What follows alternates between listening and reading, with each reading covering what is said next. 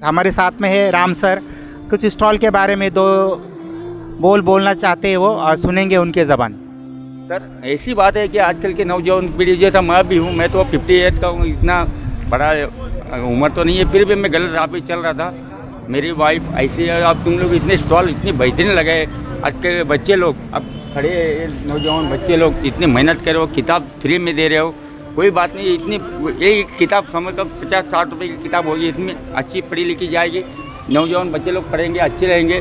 आप इतनी मस्त सेवा कर रहे हो, हमको आनंद है, बस धन्यवाद, थैंक यू। ऐसे ही करते हो, पूरा भीड़ में स्टॉल लगाते जाओ, और नौजवान पीढ़ी बच्चे लोग आए सबकी, देखो आप इतने बुजुर्ग आदमी सब खड़े हैं, बच्चे नौजवान बच्चे अपनी एजुकेशन किए इधर रहते हैं, इतनी बेहतरीन सेवा करें आप, बहुत अल्लाह माशे यार, राम बाबा कोई भी हो, हाँ बस शुक्रिया। आप अपनी ज़कात, सदकात और अतियात दिए गए अकाउंट नंबर या QR कोड स्कैन के जरिए या फिर गूगल पे के जरिए भी भेज सकते हैं। मजीद जानकारी के लिए दिए गए नंबर पर राब्ता कायम करें। सपोर्ट अलबिर।